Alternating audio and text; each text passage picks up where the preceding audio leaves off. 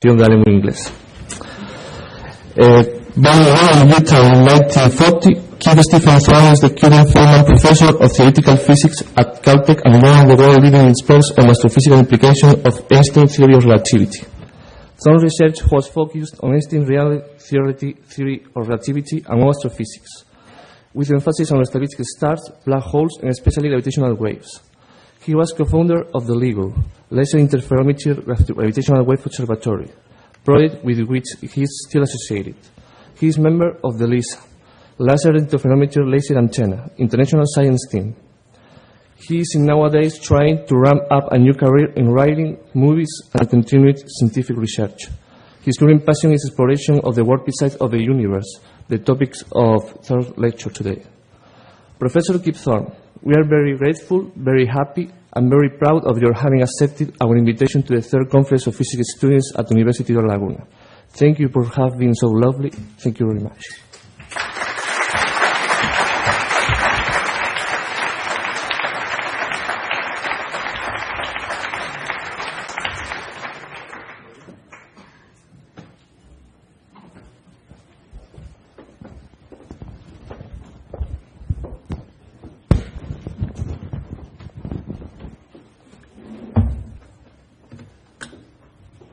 Let me begin with a quotation from my close friend Stephen Hawking.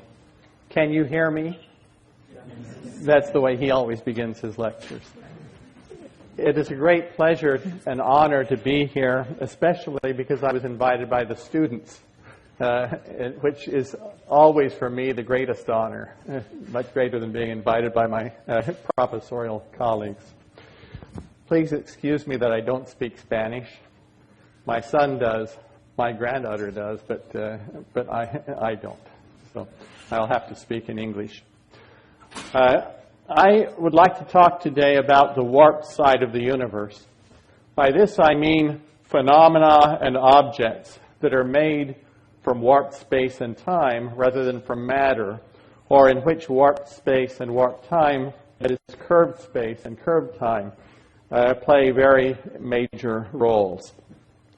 The principal example of an object on the warped side of the universe, one familiar to all of you, is a black hole. We know there is a black hole in the center of our own galaxy.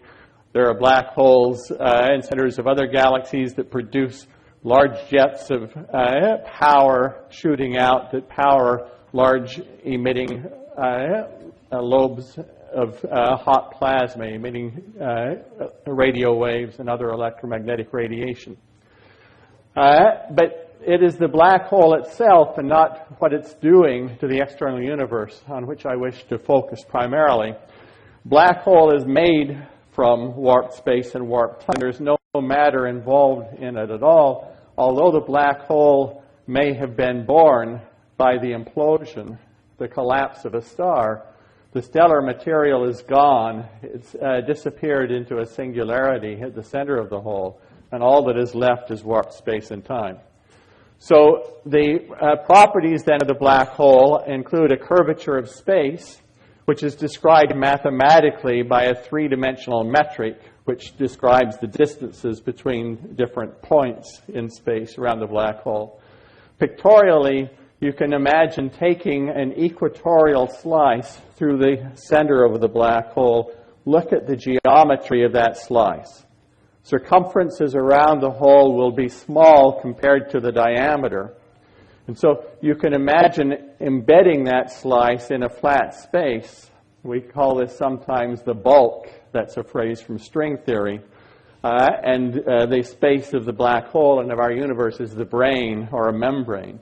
Imagine embedding it in a higher dimensional bulk, and it will look like this as seen by somebody who lives in this higher dimensional bulk, so-called bulk being, which you will see in the movie that I'm working on at the moment when it comes out, a science fiction movie about humans interacting with the bulk beings. So the geometry then is one where the circumference is small compared to the diameter. In addition, the geometry of space-time around the black hole includes a rotational motion of space. We call this dragging of inertial frames. but it can equally well be thought of as a dragging of space into motion, like the air in a tornado or the water in a whirlpool, with large angular velocity near the center of the hole, smaller angular velocity farther away from the hole. That angular velocity is described in a space-time metric by a single quantity, the angular velocity omega, that appears in this space-time metric. Then, in addition, we have a warping of time. Time slows as you approach the horizon of the black hole. And then beneath the horizon, time flows in a direction that we would have thought was a space direction, inward toward the singularity. And that slowing of the flow of time and then reversal to flowing toward the center is described by another function of position around the black hole, the so-called lapse function. So the full space-time metric includes a spatial piece, a dragging of space into motion with angular velocity, omega, and this lapse function. Rather than describing things in this mathematical way, I will describe this space-time metric pictorially then. And here is an accurate picture of the space-time geometry around a rapidly rotating black hole, as described by the Kerr metric of general relativity, a solution of Einstein's general relativity equations. So this is the shape of space around the black hole. The color coding is the slowing of time, as described by the lapse function. Out here, the time flows at 90% the rate that it does far away on Earth. And down at the transition between blue and the green, it's at 20%. And at the horizon, the surface of the black hole, time is flowing infinitely slowly. Then beneath that, and I do not show the interior, is where time is flowing into or downward rather than in what you thought was a spatial direction. And you see here the angular velocity of dragging of space into motion, large angular velocity described by this white arrow near the horizon, and much smaller angular velocity farther away. I will describe later on the possibility for us in the future to measure this space-time geometry with very high precision and to test whether the objects that exist at the centers of galaxies really have precisely this space-time geometry predicted by the Kerr metric. There are other kinds of objects on the warped side of the universe. Examples are the Big Bang singularity in which the universe was born. We began with warped space and time, the quantum mechanical warped space and time described by the laws of quantum gravity in the Big Bang singularity. And then from this singularity, there emerged a huge amount of energy that in the form of electromagnetic waves, that is photons, and baryonic matter and non-baryonic matter, all created by warped space-time in the Big Bang singularity. Our universe may very well actually be a membrane or brain in a higher dimensional bulk. There are predicted to be objects called cosmic strings, in which, although when you go down very, very close to a string, the circumference is slightly smaller than 2 pi times the radius around the string, smaller by an amount that depends on the mass per unit length in the string. There are, we believe, singularities where the space-time curvature or warping is infinite to the centers of black holes. There might be naked singularities that are surrounded by some strange kind of warped space and warped time, but no horizon. Conventional wisdom says there are no naked singularities, but we don't know that. And I will describe how we will search for naked singularities using gravitational waves. Wormholes are a possibility. Handles, topological handles in the structure of space, thought perhaps to occur on very small scales, but conceivably also on large scales. Of course, you see wormholes in movies and in television, much depicted. Time machines, a possibility of backward time travel. This is also not likely to occur, but might. We have no proof that it cannot occur. And gravitational waves, which are a wonderful tool for exploring the warped side of the universe. ripples in the geometry of space and time that travel outward at the speed of light, carrying information about their sources. Which of these objects, these phenomena, are real? Is time travel possible? Are wormholes possible? Are there really black holes in the centers of galaxies? Do they really truly have the space-time geometry that I showed you? What else might there be on the warp side of the universe? These are the questions that I see as some of the most exciting questions for your generation of physicists over the next 10, 20, 30 years. We have a set of tools for probing the warp side of the universe, for studying these questions. When we ask what kinds of objects might exist, the answer is contained in general relativity theory. When I was your age, a student, it was a very exciting time in general relativity. We were just beginning to understand black holes, and huge progress was made with pencil and paper and pen and ink and analytical calculations. New mathematical techniques were introduced by Penrose, Hawking, and others, techniques from differential topology, for example, to enable us to make rapid progress. But by about 1980, progress began to slow down, and it has been very slow since then, because the mathematical tools that we had were not able, they had been used up. We'd achieved nearly everything that we could with those tools. We are now at the beginning of a new era. Those tools that we used before, we could get exact solutions of Einstein's equations. We could do perturbations around exact solutions, and we could prove some theorems using topology. But we learned very little about highly nonlinear, highly dynamical warp space-time. We simply do not have the power to solve Einstein's equations for that. This is a new era today in using numerical simulations on large computers to begin to answer the question of nonlinear dynamics of warp space-time. And so I will talk for the first part of my talk about the new research area of numerical relativity and what we are beginning to learn about warp space-time. When you ask what kinds of objects do exist, our past and present knowledge of that comes entirely from electromagnetic observations.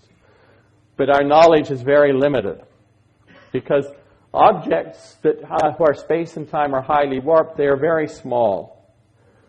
They're black holes, for example, and they're often surrounded by large amounts of matter through which electromagnetic waves cannot propagate, or only very weakly propagate. They get absorbed, they get scattered.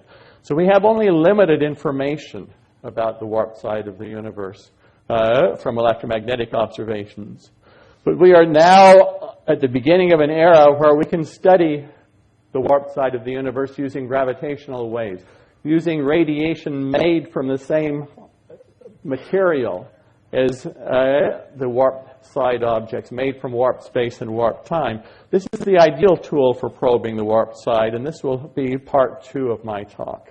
So part 1, what kinds of objects might exist? We study this with numerical relativity. Part 2, what kinds of objects do exist? We will study this with gravitational waves. So part 1 on numerical relativity. The holy grail of numerical relativity has been, for the last 30 years or so, to study and learn about collisions of black holes. These, in fact, are the most violent events in the universe. This is a picture of 2 black holes going around each other, as seen from the bulk looking in at the warp space. A picture drawn by an artist based on my own sketches in 1980, before we had any simulations. And so we imagined black holes going around, merging, forming one black hole. We do know that in those collisions, and we estimated, we guessed at that time, we now have results of simulations that show this is true, that about 10% of the mass of the black holes is converted into radiation. First, you might ask me, what do I mean by the mass? Well, how do you measure the mass of the Earth? You measure it by looking at the moon's orbit and applying Kepler's laws. and that tells you the mass of the Earth. You measure the mass of the Sun by looking at the orbit of the Earth around the Sun and apply Kepler's laws. That tells you the mass of the Sun. Similarly, with a black hole, you apply Kepler's laws to some object orbiting around the black hole. That tells you the mass. And in general relativity, that mass obeys a conservation law. If two black holes collide and merge and nothing comes out, their mass measured by Kepler's laws must be the same, of the final black hole must be the sum of the masses of the initial black holes. But in fact, when these black holes collide, 10% of that mass does come out in the form of radiation, gravitational waves. And that's a huge amount, because the most you can get out in converting a mass into energy of outflowing radiation from any other process is nuclear fusion inside stars, where you get 1 part in 200. This is 20 times more efficient than nuclear fusion in stars. To give you another number, the luminosity that comes out is about 1/10 of the rest mass energy of the black holes. This m is the mass, total mass of the two black holes, multiplied by the speed of light squared. 1/10 of that is the energy that comes out.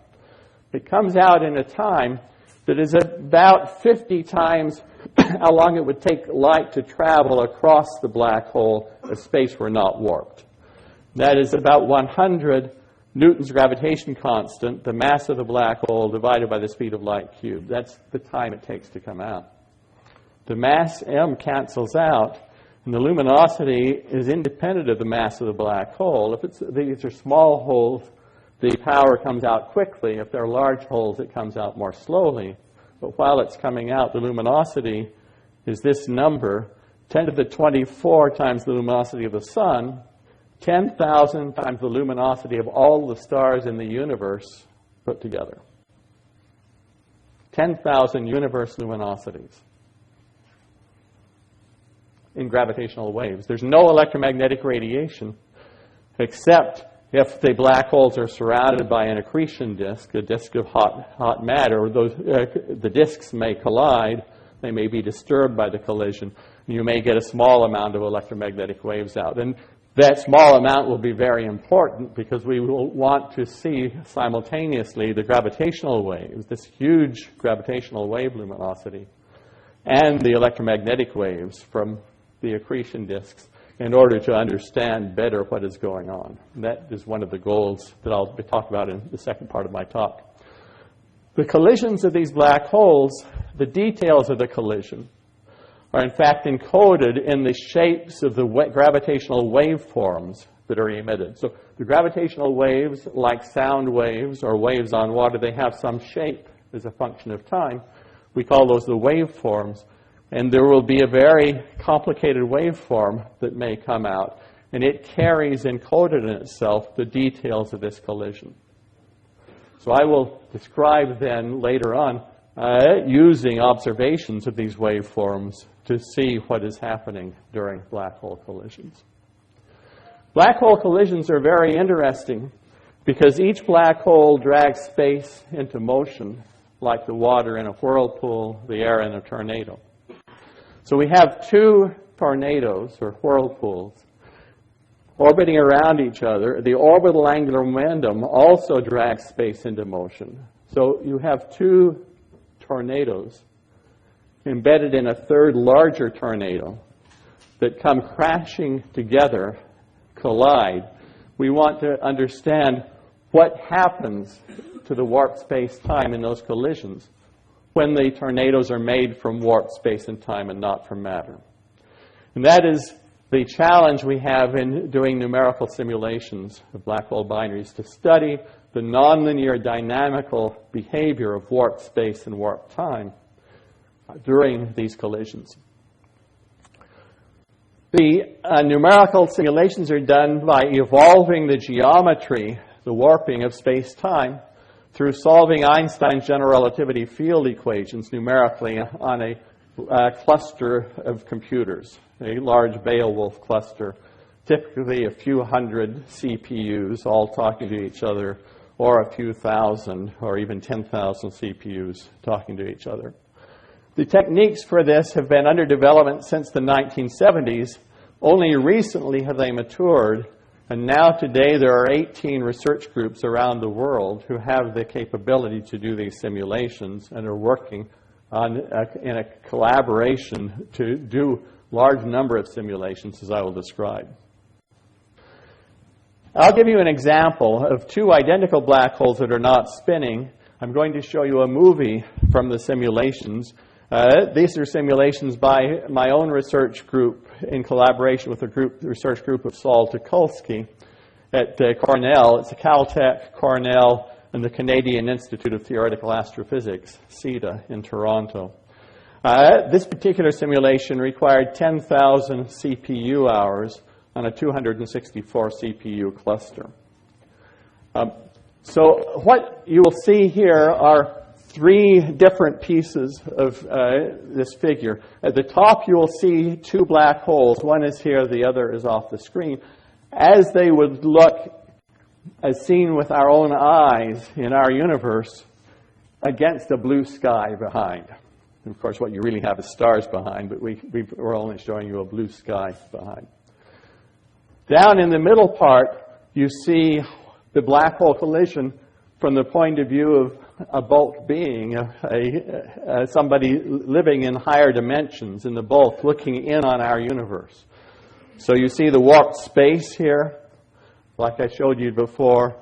The warping of time color-coded as you go from blue to green to red to black down inside here. You also see the dragging of space into motion, dragging of inertial frames, shown by these arrows, the white arrows. So the full space-time geometry or metric actually in the equatorial plane is all, in the two-dimensional equatorial plane is shown there. At the bottom you see the actual very simple gravitational waveform that's emitted as the holes go around each other and then collide. If the black holes were spinning, the waveform would be much more complicated, as I will describe in a minute. So this simulation will go until about here for maybe 6 orbits, and then it gets very boring. So I will jump over to there, jump over a piece until just before the collision. I'll pause the movie during the collision so you can admire the holes as they're merging. And then we'll watch the final merged hole vibrate at the end.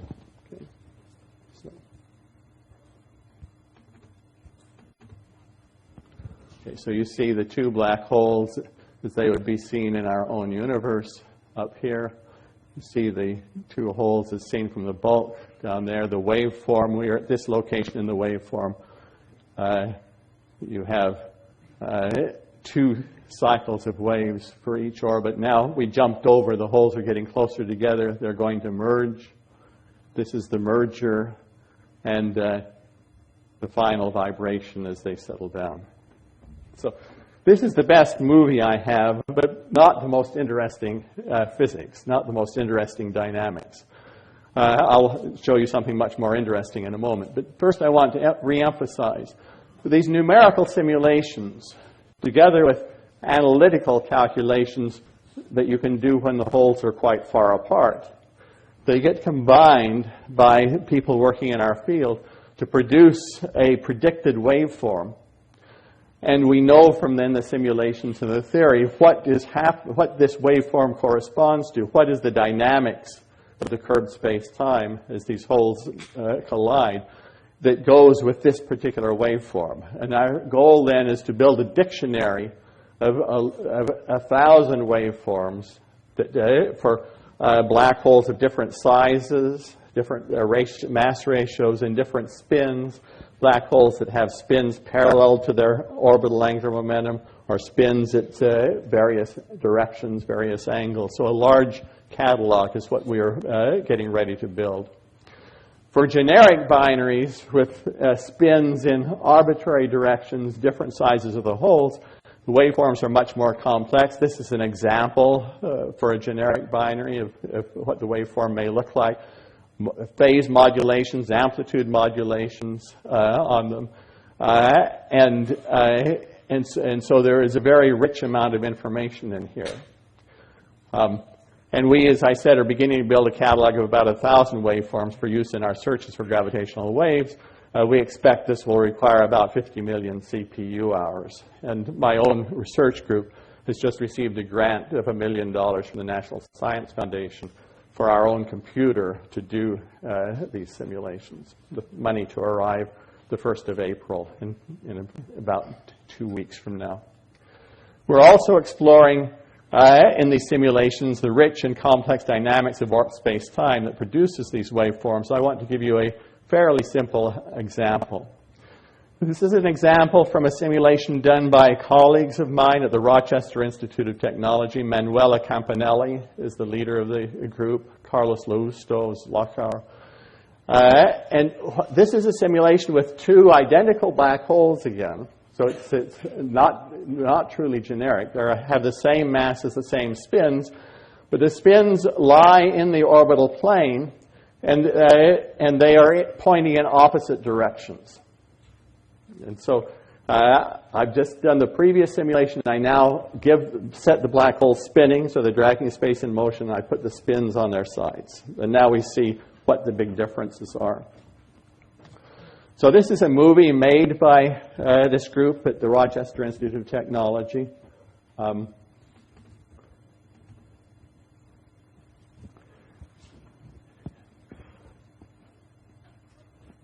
Now look at this very strange behavior. These black holes, they go down. As they go around, they go down together, they go up together. They go down together, they go up together. In apparent violation of momentum conservation. They go up and down as they go around. There has to be linear momentum somewhere else in the system. And the answer is, there is linear momentum also in the warp space around the black holes. When the holes are going up, the warp space around them is going down. There is linear momentum going down. When the holes are going down, the warp space is going up. This was a big surprise when it was first seen, a very big surprise. And then Franz Pretorius, who's a young numerical relativist who is at Princeton University, he fairly quickly recognized a piece of the physics of what is going on here. I'll explain that in just a moment. We'll just watch this. When the holes then collide and merge, the merged hole starts going up very fast, about 4,000 kilometers a second, about 1% the speed of light. Just keeps going. A huge kick. That's a large enough kick to drive this merged black hole out of the center of any galaxy, or at least almost all galaxies. And so this was really quite a remarkable discovery, both for astrophysics because of the large kick, but also this strange behavior of this bobbing up and down. Turns out this is very similar in similar physics to what happens with tornadoes or whirlpools, vortices. So I'm going to show you a simulation. This is from a very old movie in fluid mechanics, which I show when I teach fluid mechanics to students. A movie from the 1950s. What you have here is water. You're looking down on some water. There's white powder has been placed on the water so you can see the motion of the surface of the water. This is an aerofoil. It's like an airplane wing. It's down in the water like this. You're looking down from above. If you have an airplane wing, you move it and then stop moving it, it creates 2 vortices. It's called a starting vortex and a stopping vortex. These vortices are shed, so you wind up with 2 whirlpools in the water. And you watch what these whirlpools do. Now, when the air... So here are the 2 whirlpools. This one is spinning like that. It's dragging water into motion around itself and pushing that whirlpool down. This whirlpool is spinning like this. It drags water into motion around itself, pushes that whirlpool down. So 2 whirlpools advect each other downward on the screen through the water. This is the same way a smoke ring operates. In a smoke ring, if you blow a smoke ring, the whirling air around the ring from this side of the ring pushes that side of the ring up. The whirling air from this side pushes that side up. And so you can watch that. Watch the whirlpools carry each other on downward. Well, that is what is happening in these two black holes as they go around each other. Each black hole drags space into motion. The moving space created by one black hole carries the other black hole in that direction of motion. And so here I'm depicting things so that I'm looking down on that black hole binary. You're watching the binary is going in and out of the screen. But I'm plotting distance out of the screen up in this plot. So when the black holes are in this position, this is the spin angular momentum. The spin of that black hole is dragging. So that's the spin. It's dragging this black hole into the screen. This black hole is dragging that black hole into the screen. And so the distance out of the screen is going negative. They're going into the screen. Now the black holes have traded places. They've gone around each other once.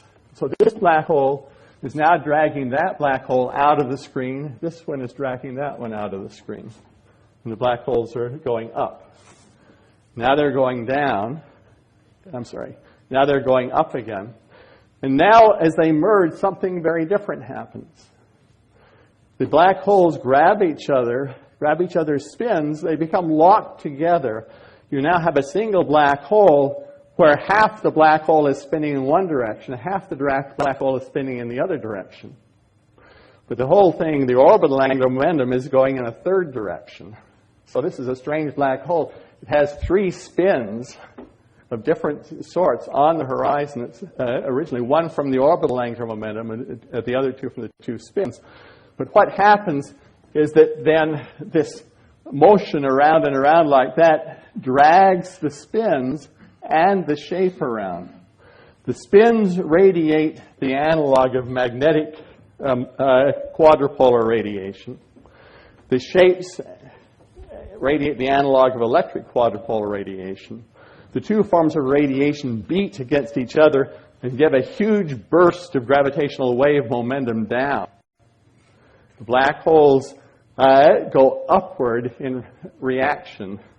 So you've thrown off a lot of momentum downward in gravitational waves, and the merged black holes go upward at about 4,000 kilometers per second. So this is the dynamics of warped space-time in a more interesting situation, but still a rather simple situation. And you can imagine the richness that we are beginning to explore.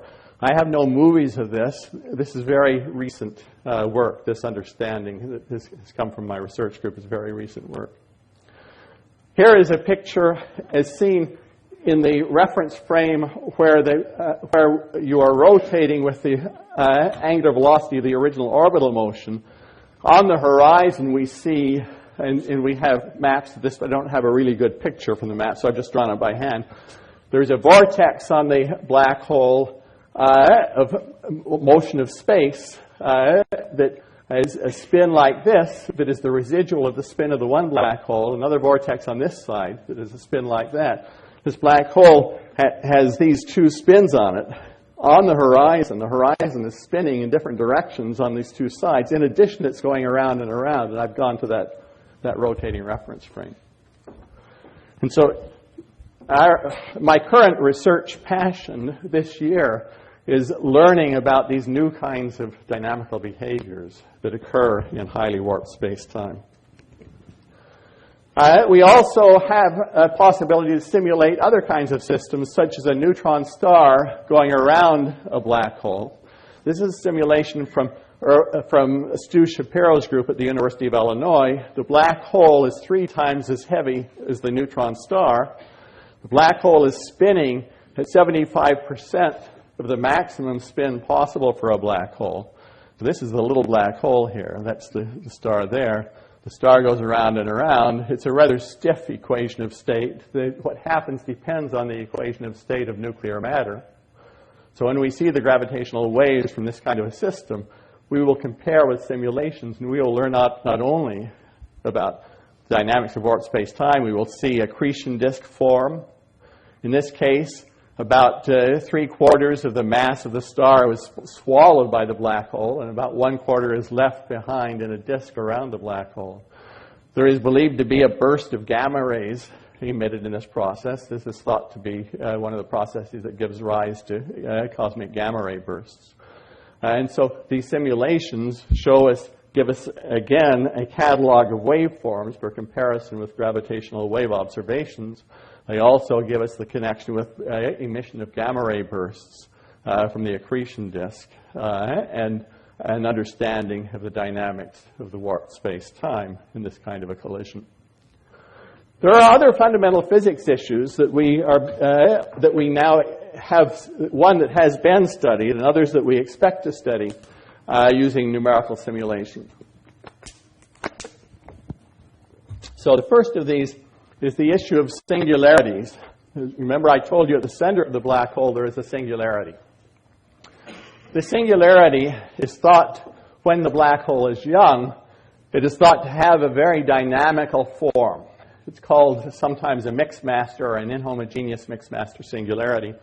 It's a singularity that has the property that if I fall into the black hole, I get stretched from head to foot.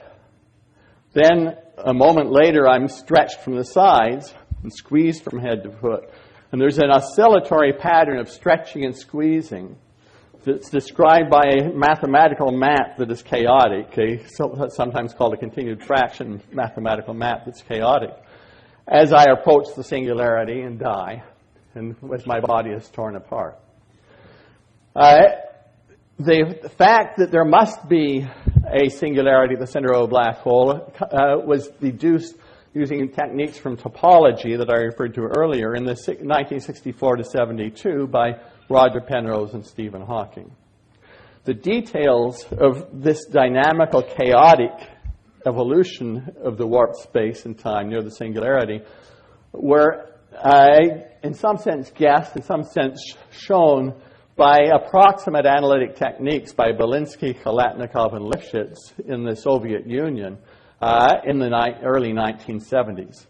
There was great skepticism among relativity theorists in the United States and in Europe, in Western Europe, about this work because it was quite approximate. It used techniques that were not thought to be good enough to give you a reliable result.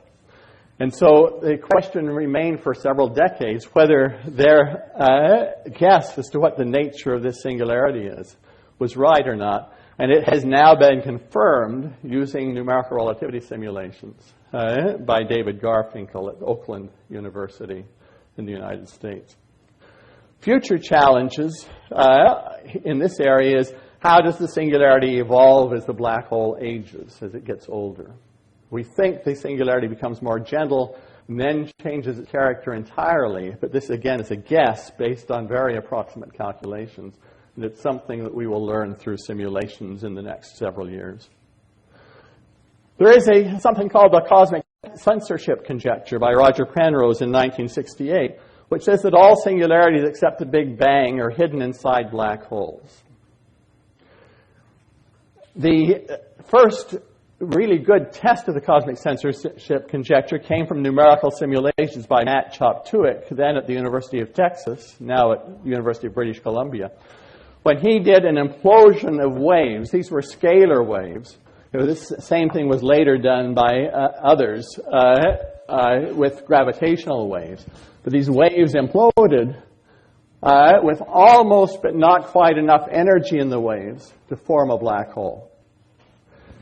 And as these waves imploded, you got down close to a center, trying to form a black hole, there was nonlinear interaction of the waves with themselves, so-called wave-wave mixing, which you see in plasma physics, you see it in fluid mechanics, you see it in nonlinear optics, in electromagnetic waves interacting with each other in a nonlinear crystal. Similar wave-wave mixing that led to frequency doubling and the formation then of a rich structure in the warping of space and time down here as these waves merged.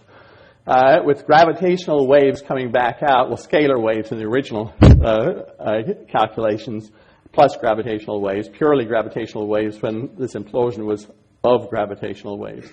Waves come pouring out with shorter and shorter wavelengths, higher and higher frequencies, and a pattern that is characteristic of the kinds of patterns you see in phase transitions in condensed matter physics, so-called critical behavior and scaling.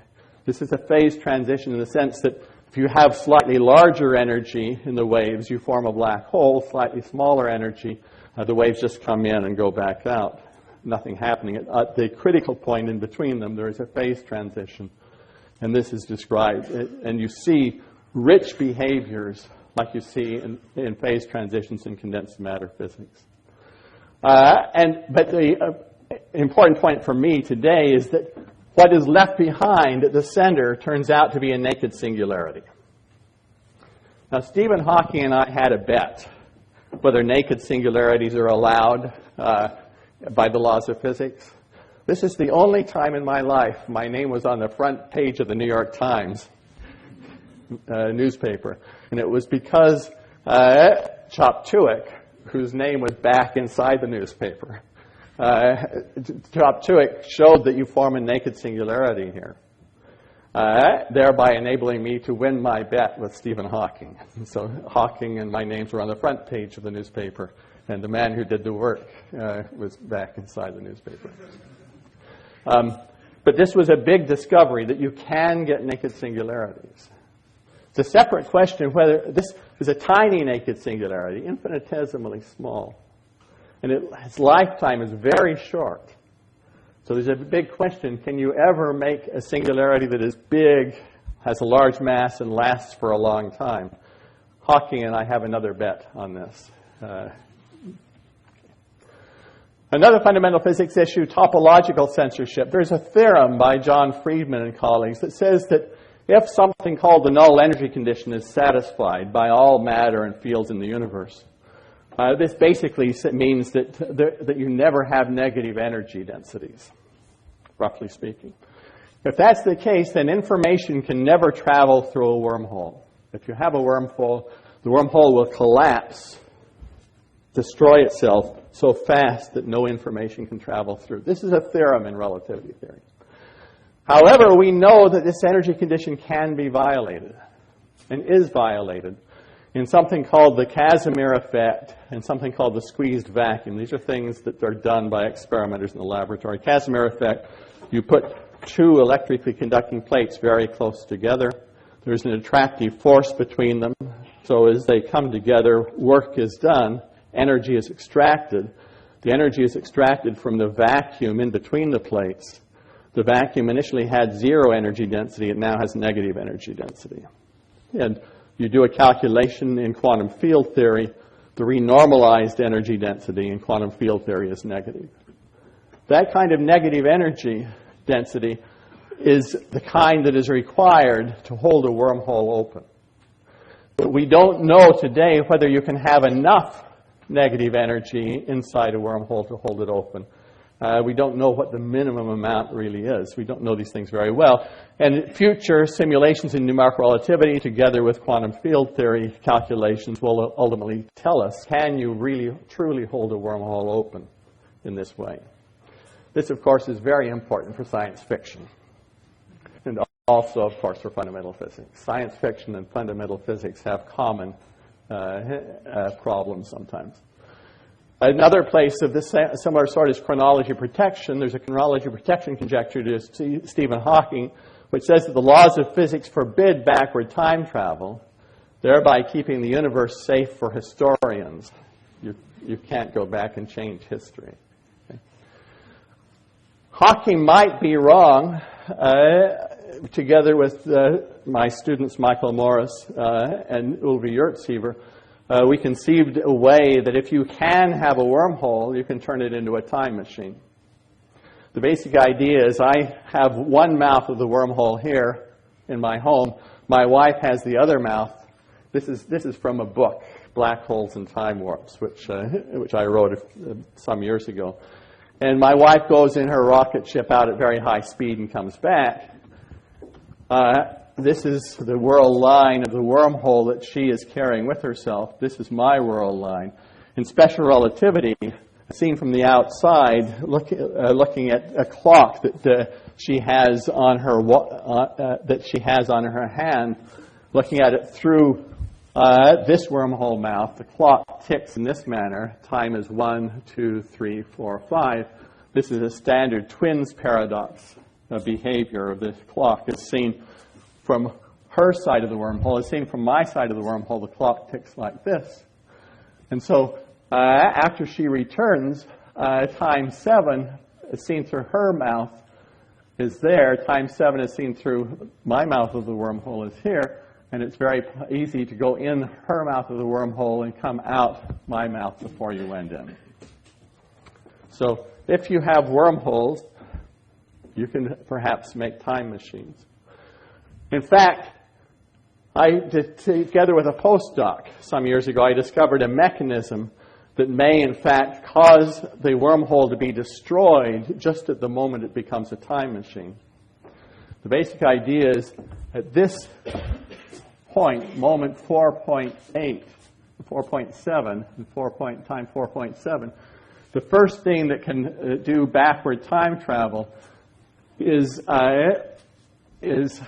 vacuum fluctuations of quantum fields, or real photons, say, that go into this wormhole mouth here, come out there, and travel through the external space at the speed of light, and return where they started.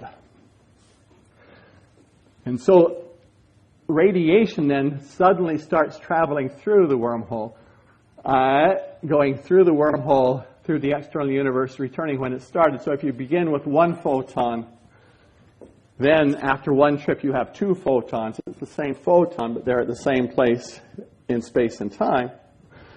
And then 4 photons, then 8 photons. You have a cascade effect with an infinite flux of energy, according to, if you do not take into account quantum gravity effects, an infinite flux of energy that goes through the wormhole when it is first possible to time travel. This energy is likely to be enough to destroy the wormhole when you first turn it into a time machine. And we were able to show that this phenomenon always occurs.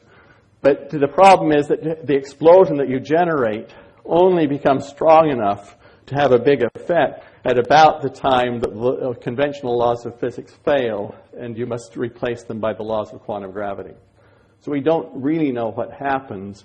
But in the future, the combination of numerical relativity together with quantum field theory and quantum gravity, I hope that we can get a handle on this and learn whether or not this mechanism always prevents you from making time machines. Okay. Let me turn to part 2 of my talk for the last 15 minutes or so. I'm going to talk about gravitational wave observations used to probe the warped side of the universe. Let me just go back with one more remark here. Most of the things that I talked about answer the question of what might exist naturally on the warped side of the universe. Things like black holes tearing apart stars. I'll return in a little bit to cosmic strings and the Big Bang singularity. But as physicists, we also, I think, should be interested in what kinds of things can be created artificially. Certainly engineers are interested in that. That's the entire purpose of an engineer is to figure out what can I build artificially to help civilization go forward or help life. And so we as physicists should certainly regard things like, do the laws of physics permit a very advanced civilization to make a time machine? This is a perfectly legitimate, perfectly reasonable kind of question for physicists to also ask. So when I'm talking about wormholes and about time travel, I really am asking a question, what constraints do the laws of physics place on the things that a very advanced civilization can do? What kinds of things can be done artificially? Let's go on to gravitational wave observations probing the warped side of the universe. When a gravitational wave goes into the screen here, what it does is it it takes inertial reference frames that are separated, moves them back and forth with respect to each other. And on the other axis, it moves them out of phase back and forth with respect to each other. So if you have a ring of test particles freely falling or floating in space, when a gravitational wave goes by, it will stretch and squeeze the ring in this manner. And so that's the behavior, that's the physical manifestation of a gravitational wave, or one of the manifestations, and the one that only one I'll talk about. Here is a drawing of the kinds of gravitational wave detectors that we use in LIGO. Though in Latin countries it's pronounced LIGO for obvious reasons. It's used in LIGO or LIGO to detect gravitational waves or search for them. We take large mirrors, hang them from overhead supports, and when a gravitational wave comes by, say downward from above, with a frequency high compared to the 1 hertz swinging frequency of a pendulum, then these behave like freely moving particles at those high frequencies, say at 10 hertz or 100 hertz or 1,000 hertz. So the mirrors are pushed apart on this arm. They're pushed together on that arm. The next half cycle, they're pushed together on this arm, apart on that arm. We use a technique of laser interferometry then to monitor the difference in arm length. The same kind of a technique was used in the Michelson-Morley experiment. I will not take today the time to go through the technical details. I'll just say that each arm is operated as a Fabry-Perot cavity with a half-integral number of wavelengths between the mirrors. And we build up a very high light intensity in this cavity in order to get a very large redshift by having the light bounce back and forth between these mirrors many, many times, hundreds or thousands or even 10,000 times. The general relativity tells us then that the separation between these two mirrors will oscillate. Delta L will be given by the gravitational wave field. It's a dimensionless field. Mathematically, it's the second time integral of a certain component of the Riemann curvature tensor, multiplied by the arm length, the original separation. The separations we use in LIGO are 4 kilometers. H is less than or of order 10 to the minus 21, so we expect delta L's of less than or of order 4 times 10 to the minus 16 centimeters. And our current instruments in LIGO then have a noise of about 1 times 10 to the minus 16 centimeters. Now, let me just remind you, you all know, but I think it's just good to be reminded of how small this is. I begin with 1 centimeter. Divided by 100, that's the thickness of a human hair, 100 microns.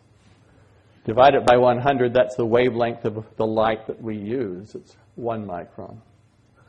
Divided by 10,000, this is the diameter of an atom. Divided by 100,000, that's the diameter of the nucleus of an atom. Divide by 1,000, and that is the size of motion of these mirrors, 4 kilometers apart, that our experimental team is able to measure. It's impressive. It's so impressive that if you look at a textbook on relativity that I co-authored in the early 1970s called Gravitation, you will see an exercise which basically says, show that this is a ridiculous idea that you could ever have success by this method. This is just not possible. Show how crazy this idea is. Well, beginning about 10 years after that, I started to devote a large portion of my life to making this technique work. And it works. Isn't it outrageous to claim you can measure mirror displacements 1,000 times smaller than the nucleus of an atom? Let me briefly say how we do it.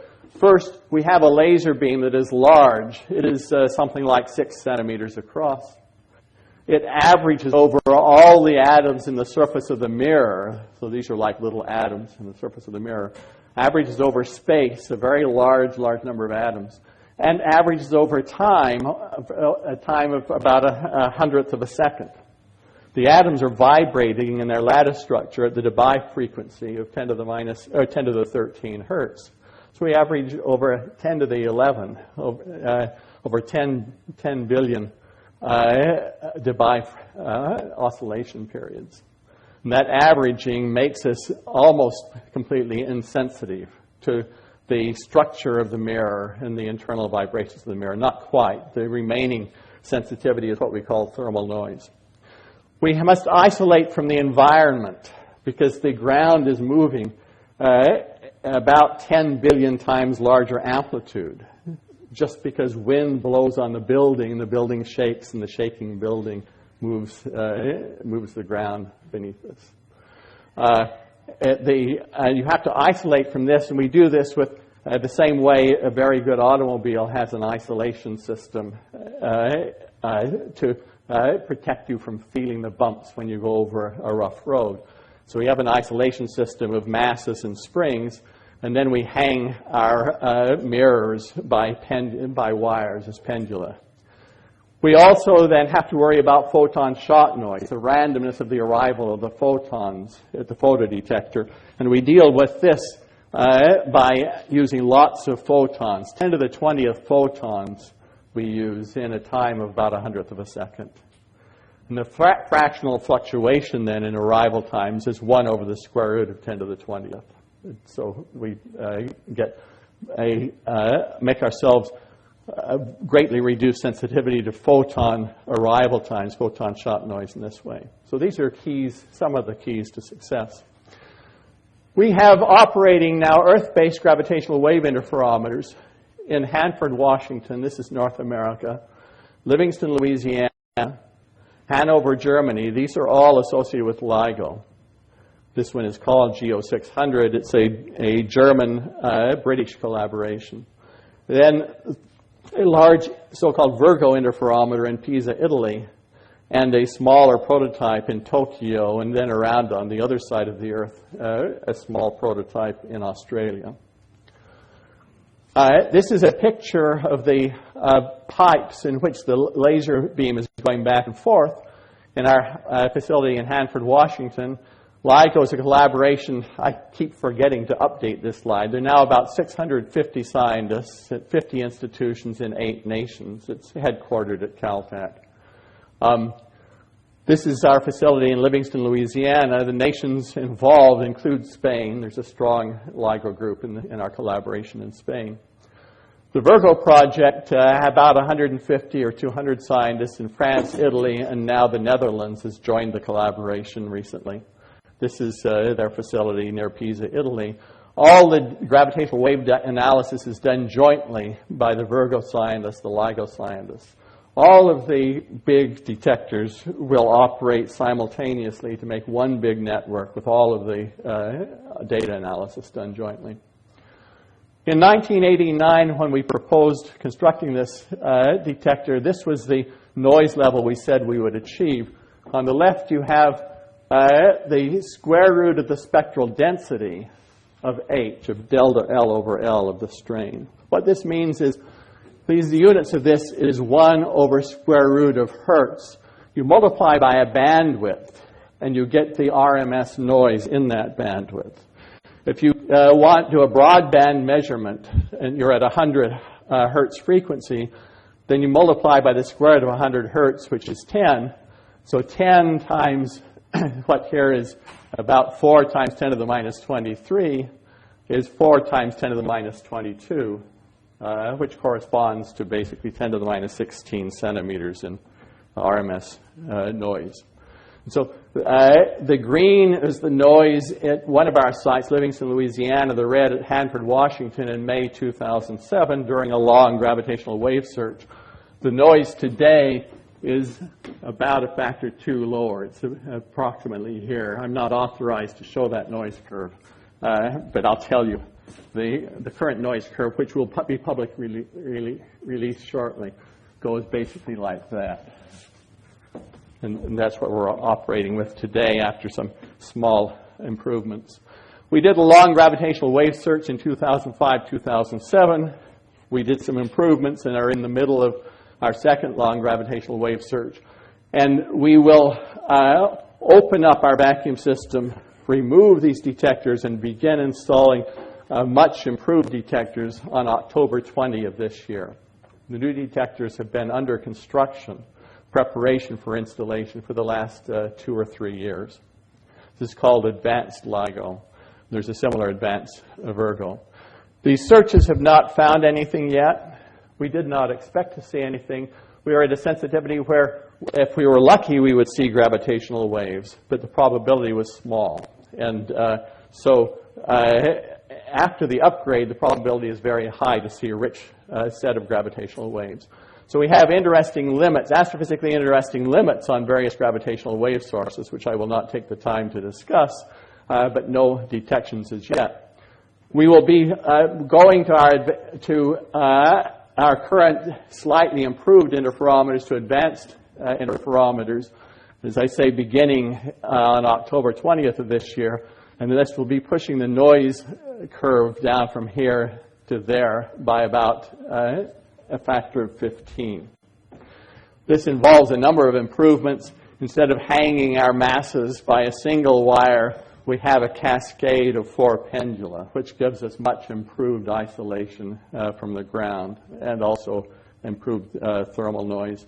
Instead of having 10 kilowatts of light power bouncing between mirrors, we will have 1 megawatt.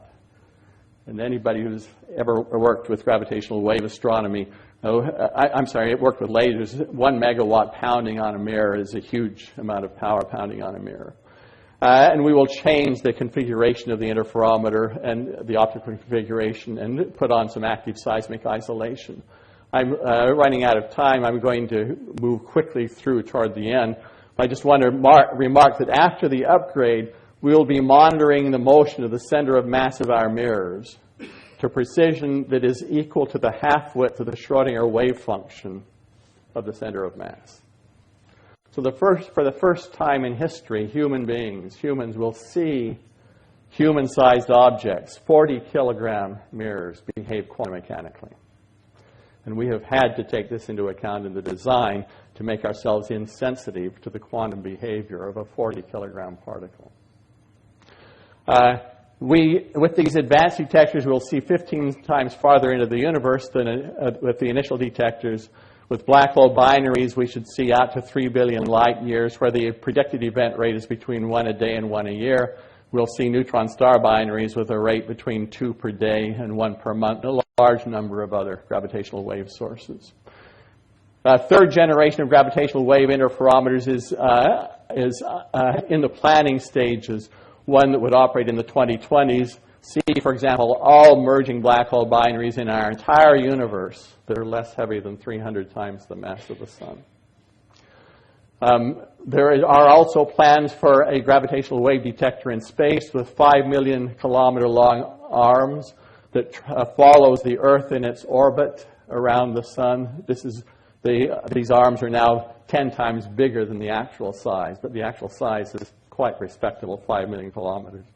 To look for very low frequency gravitational waves with a launch about 2020, the most interesting source for me here is the gravitational waves from a small black hole orbiting around a large black hole and gradually spiraling inward. Because it turns out the waves that are emitted carry and encoded in themselves a full map of the space-time geometry of the large hole, being explored by the small hole as it spirals in. And to give you some numbers, the size of the black hole system is about 5 million kilometers. If you have a 10 solar mass black hole going into a 1 million solar mass black hole in the center of a galaxy, in the last 1 year, it makes 100,000 orbits in going from this location to that location. 200,000 cycles of waves that give you an exquisitely accurate map of the full space-time geometry of the big black hole that we extract with our LISA gravitational wave detector. And what if the map that we see is not that of a black hole? Then we may have discovered a new type of object on the warped side of the universe. There are 2 long-shot possibilities: dense objects that are made from cold dark matter, or naked singularities. We will look for naked singularities by doing this mapping. Finally, a few words about the next 40 years, during which we expect to probe the initial 1 second of the life of the universe. The cosmic microwave background radiation, which is left over from the Big Bang, brings us a picture of what the universe looked like at age 380,000 years, about 400,000 years. Earlier than that, the photons could not propagate because the plasma from the Big Bang was so dense and so hot that photons would be scattered or absorbed before they could travel any large distance. So we get a picture in photons, in the CMB radiation, of the universe at age a few 100,000 years. Similarly, if we could see neutrinos from the Big Bang, they would bring us a picture of the universe at age 1 second. But gravitational waves are so penetrating that they would never have scattered or been absorbed significantly by the primordial plasma. They bring us a picture of the universe all the way back to the Planck time, 10 to the minus 43 seconds, when space and time were just being created. And so these are our tool for observing the Big Bang. And the only tool we have for observing the first 1 second of the life of the universe. And there are four. It was likely rich violence in that first 1 second. First of all, whatever came off the Big Bang should have been amplified by the inflationary expansion at the beginning of the universe.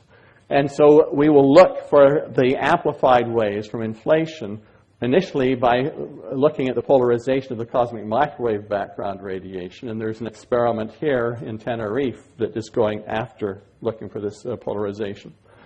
And then later, looking for the gravitational waves from the Big Bang using a Big Bang observer, a set of LISA-type detectors orbiting around the Earth right in the 2030s. Cosmic strings that I mentioned before, produced, we think, by the inflation at the beginning of the universe in expanding to cosmic sizes, some of the fundamental strings. And as these strings collide and reattach, you get a burst of gravitational waves emitted off the string. So we're looking for bursts of gravitational waves from cosmic strings, which, if we see them, will be the first test of string theory. When the universe was 10 to the minus 12 seconds old, there was a phase transition, we believe, in which the electroweak force came apart to form the electromagnetic and the weak force. And this happened in bubbles, like bubbles of water in a cloud. These bubbles, when they formed, then they expanded, collided, and produced a burst of gravitational waves, which has now been redshifted to the LISA band. And we will look for these gravitational waves, bringing us a picture of the birth of the electromagnetic and weak forces at the beginning of the universe. Finally, our universe may be a brain that formed wrinkled, like a wrinkled sheet of paper, at the beginning of the universe, when adjacent pieces of the universe discovered that there was a wrinkle between them. Tension in our brain would cause the brain to straighten out, and large amplitude vibrations in the bulk, which we see as gravitational waves. And so the gravitational waves from this process are one of the very interesting kinds of surprises that we might see. So in conclusion, numerical relativity and gravitational wave observations are on the threshold of producing a revolution in our knowledge of the warped side of the universe. The next several decades, the era of your careers, will be a very exciting era in learning about the warped side, both from simulations and from observations. Thank you.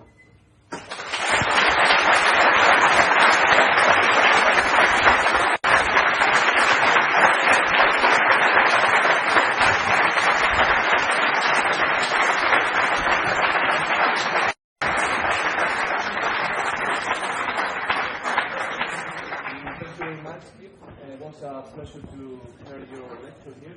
The first in Spain. Any questions?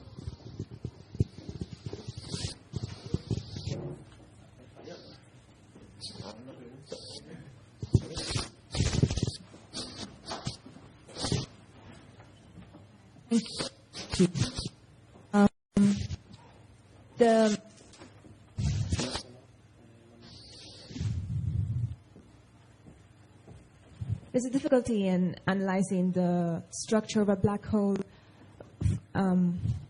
because of the transition from relativity to the quantum level, no? So I wonder if current unifying theories have tried to describe that, like string theory or quantum gravity. So can you hear me? So the question, of course, has to do with the transition between the quantum theory and the classical theory and how that affects the structure of black holes. So quantum black holes, in fact, are a subject of study by string theorists particularly. And they behave very differently from astrophysical black holes. One of the most famous predictions is that a very small black hole will evaporate by Hawking radiation. That also means that the inverse process can happen where you send energy in and form a black hole of tiny size, and then it evaporates. And the black holes that people will look for at the Large Hadron Collider are of just this sort, where you have the inverse process, a collision of two massive particles, two protons at the Large Hadron Collider. Close interaction concentrates enough energy to form a black hole momentarily, which then evaporates.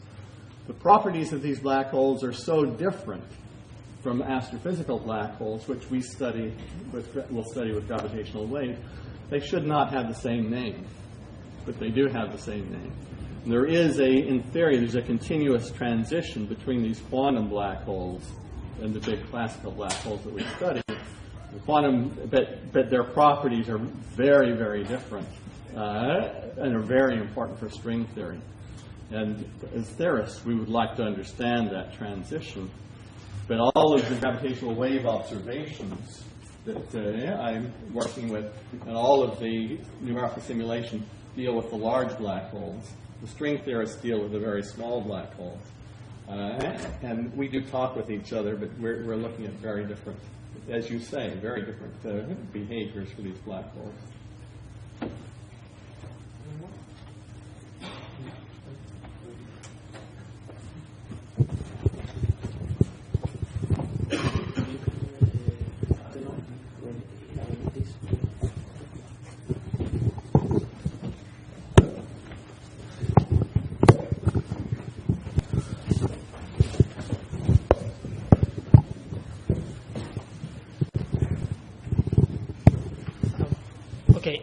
The main point here is to find a spectrum of gravitational waves.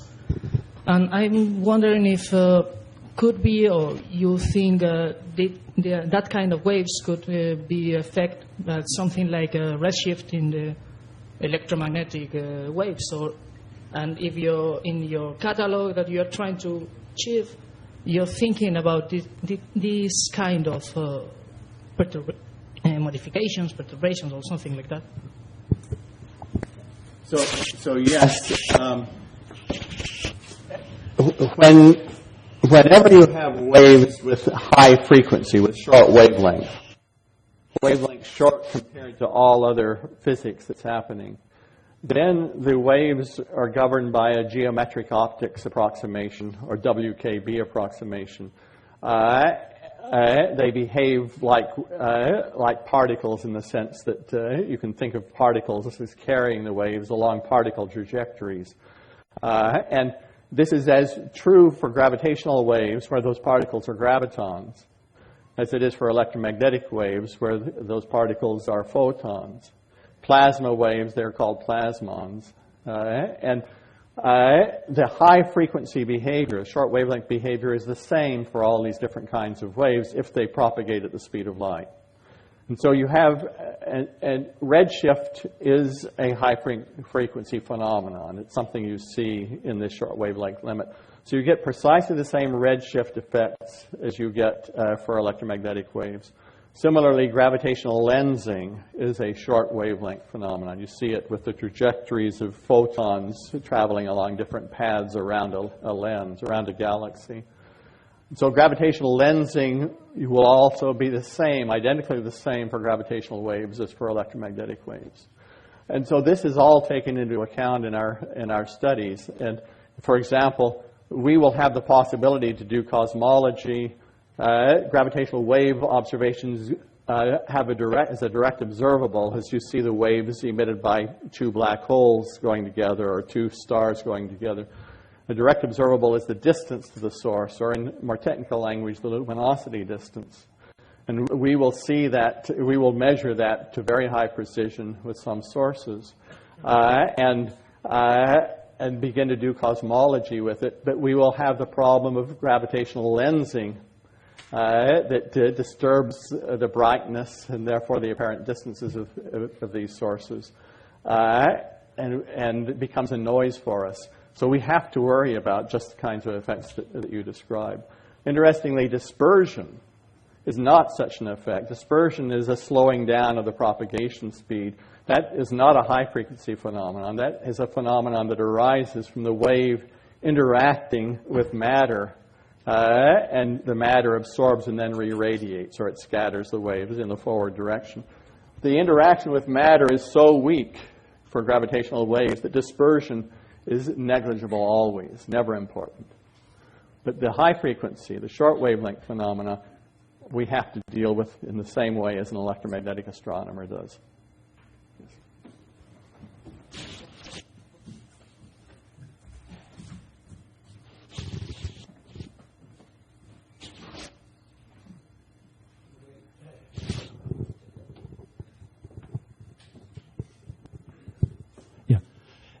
My field is solid-state physics and material science, and I have a question and a general comment. You mentioned in your talk the idea to use cosmic strings. Okay, and my point is this provides to you in your theory the curvature that you need in the theory, because in the material science and solid-state physics, for example, in the graphene, when you need to introduce curvature, there is some Spanish research people from Material Science Institute in Madrid that they are using also ideas of quantum field theory. They introduce some cosmic strings crossing the universe to introduce some broken symmetry in the theory, and that's provided in a Hubbard Hamiltonian that essentially is the competition between the Hopkin and the correlation, an extra parameter that allows to you to produce the curvature in the graphene. This is just to ask, is the same idea or not? I don't know. Just to show that the same ideas can be applied in different fields of the physics, in astrophysics or just in material science. So I do not know this subject in condensed matter physics, and I'm ashamed to say. The issue that we use the same ideas over and over again in different fields is absolutely true, and I do know that some of these ideas from gravity are being used in condensed matter physics to understand various processes. And so I'm sure there are connections here, but this particular connection I am not familiar with. But I do have colleagues who work at this interface and who find themselves feeding ideas back and forth with the condensed matter physicists.